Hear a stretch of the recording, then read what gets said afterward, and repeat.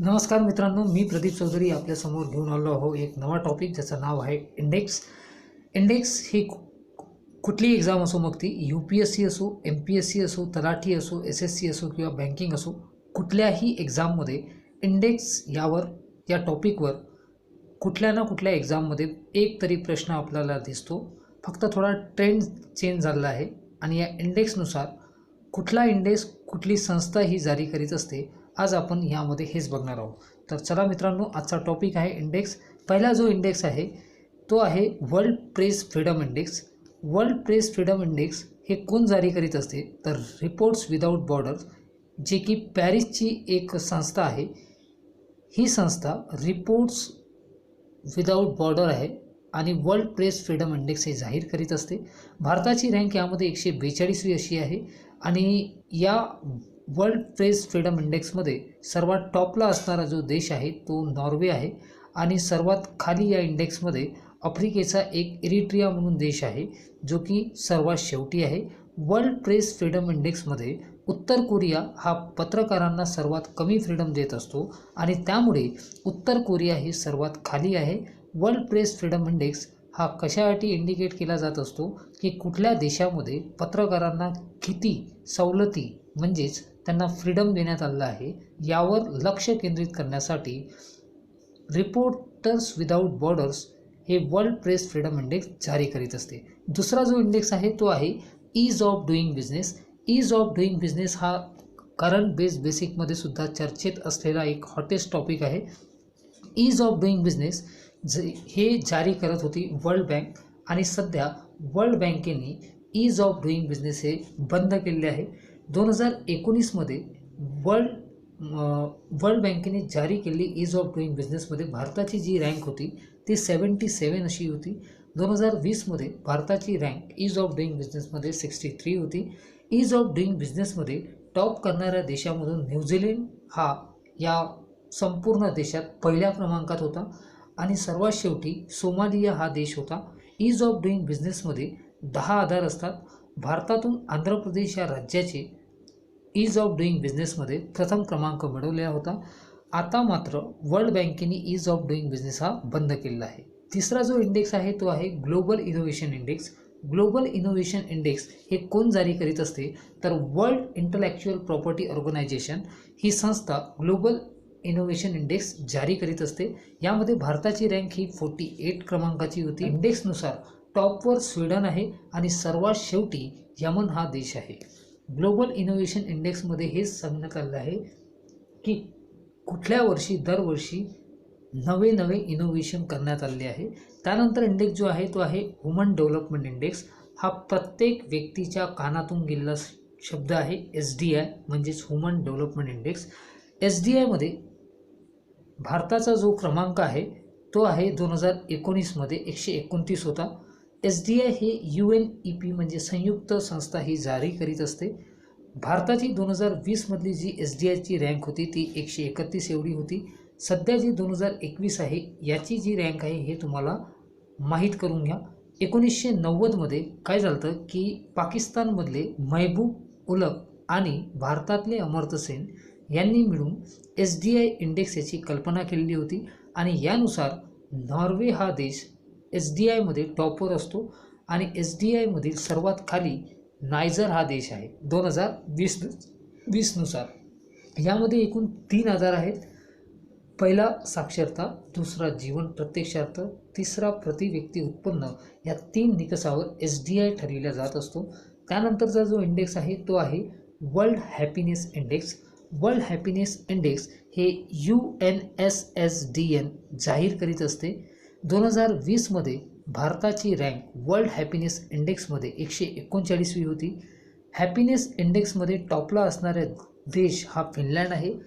पाकिस्तान मात्र world happiness इंडेक्समध्ये 2020मध्ये सुद्धा समोर होता आणि 2021मध्ये सुद्धा समोर आहे. तर पाकिस्तानची रँक ही भारतापेक्षा चांगली आहे, म्हणजेच 2020मध्ये ही 105 एवढी होती 2020 नुसार. ठीक आहे. आणि सर्वात शेवटचं जे वर्ल्ड हॅपीनेस इंडेक्स आहे याच्यातला सर्वात शेवटचा जो देश आहे तो आहे अफगाणिस्तान, कारण तिथे तालिबाननी सध्या हल्ला केलेला आहे. त्यानंतरचा जो इंडेक्स आहे तो आहे world democracy index. World democracy जे इंडेक्स आहे हे कोण पब्लिश करते, तर इकॉनॉमिक इंटेलिजन्स युनिट हे वर्ल्ड डेमोक्रेसी इंडेक्स पब्लिश करीत असते. 2019मध्ये यामध्ये भारताची जी रँक होती ती 51वी अशी होती आणि 2020मध्ये भारताची रँक वर्ल्ड डेमोक्रेसी इंडेक्समध्ये 53 एवढी झाली आहे. वर्ल्ड डेमोक्रेसी इंडेक्स म्हणजेच जागतिक लोकतंत्र सूचकांक आहे. हे इकॉनॉमिक इंटेलिजन्स युनिटद्वारा जारी केले जात असते. यामध्ये नंबर 1मध्ये असणारा जो देश आहे तो नॉर्वे आहे आणि सर्वात खाली उत्तर कोरिया आहे. याची रँकिंग 167 अशी आहे. ठीक आहे. त्यानंतरचा जो इंडेक्स आहे तो आहे global gender gap index. Global gender gap इंडेक्सला जागतिक लैंगिक अंतराळ निर्देशांकसुद्धा म्हटलं जात असते. जारी करणारी संस्था कोणती आहे, तर world economic forum global gender gap index जाहीर करीत असते. UPSC प्रिलिम्समध्ये आलेला हा प्रश्न आहे. यानंतर ग्लोबल जेंडर गॅप जे इंडेक्स आहे यामध्ये भारताची जी रँक होती 2020मधली ही 112वी अशी होती. 2021मध्ये भारताची रँक ग्लोबल जेंडर गॅप इंडेक्समध्ये 140 अशी आहे. यामध्ये पहिल्या क्रमांकावर असणारा जो देश आहे तो आईसलँड आहे आणि सर्वात शेवटी जर कुठला देश असेल तर तो आहे अफगाणिस्तान. त्यानंतरचा जो इंडेक्स आहे तो आहे ease of living index. Ease of living इंडेक्समध्ये ईज ऑफ लिव्हिंग इंडेक्स कोण जारी करीत असतो, तर भारतातील ministry of housing and urban affairs हे ईज ऑफ लिव्हिंग इंडेक्स जाहीर करीत असते. ईज ऑफ लिव्हिंग इंडेक्समध्ये टॉप करणाऱ्या शहरामधून बेंगळुरू हा प्रथम क्रमांकावर आहे आणि सर्वात शेवटी असलेला जो शहर आहे तो शिमला आहे ईज ऑफ लिव्हिंग इंडेक्समध्ये. यानंतरचा जो इंडेक्स आहे तो आहे climate change performance index. Climate change performance जो इंडेक्स आहे हा इंडेक्स जर्मनीची जी ग्रीन वॉच संस्था आहे ही जाहीर करीत असते. या इंडेक्सनुसार क्लायमेट चेंज परफॉर्मन्स इंडेक्स हे दर्शविते की कुठल्या देशांनी ग्रीन हाऊस गॅस कमी करण्यासाठी सतत आणि नेहमी प्रयत्न केले आहे अशा देशांचे निकष बनवून त्यांना क्रमांक देण्यात येत असतो आणि म्हणून क्लायमेट चेंज परफॉर्मन्स इंडेक्सनुसार सर्वात टॉप 3मध्ये कुठल्याही देशाचा क्रमांक नाही आहे.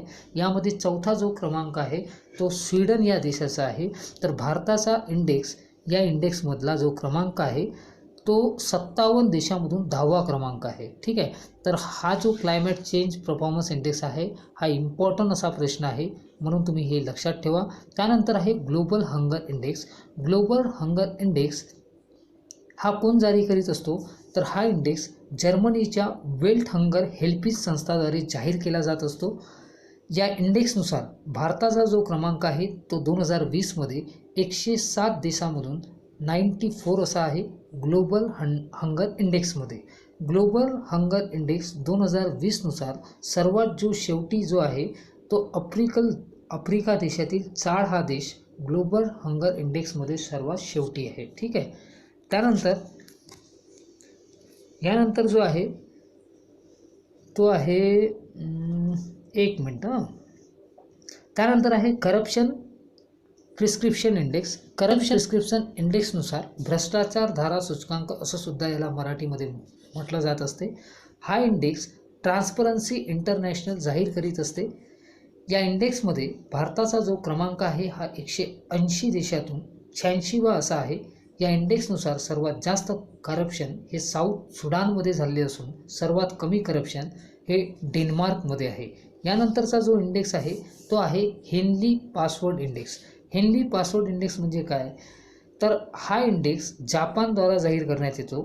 या इंडेक्सनुसार कुठल्या देशाचा पासवर्ड हा सर्वात स्ट्रॉंग पासवर्ड आहे हे या इंडेक्सद्वारे दर्शविले जाते आणि संपूर्ण वर्षभरात हेनली पासवर्ड इंडेक्स कमीत कमी 4 ते 5 किंवा 6 वेळा जारी केला जात असते. त्यांना हे Q1, Q2, Q3, Q4, Q5, Q6 या हिशोबाने दाखवित असतात. जानेवारी 2021मध्ये Q1मध्ये भारताचा हेनली पासवर्ड इंडेक्सचा क्रमांक 85 होता.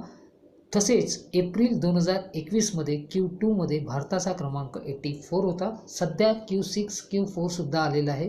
हे तुम्ही बघू शकता. तुम्ही गुगलवर जा, तुम्ही सर्च करा, तुम्हाला हेनली पासवर्ड इंडेक्स सापडून जाईल. हेनली पासवर्ड इंडेक्समध्ये सर्वात स्ट्रॉंग जो पासवर्ड आहे तो जापान या देशाचा आहे, जो की नंबर 1मध्ये आहे. तर मित्रांनो, इथेच आजचे जे आपले टॉपिक आहे हे आज संपूया. जर तुम्हाला व्हिडिओ आवडला असेल आणि असेच व्हिडिओ जर तुम्हाला पाहिजे असेल तर तुम्ही चॅनलला लाईक करा, शेअर करा, सबस्क्राईब करा. तोपर्यंत धन्यवाद. थँक्यू.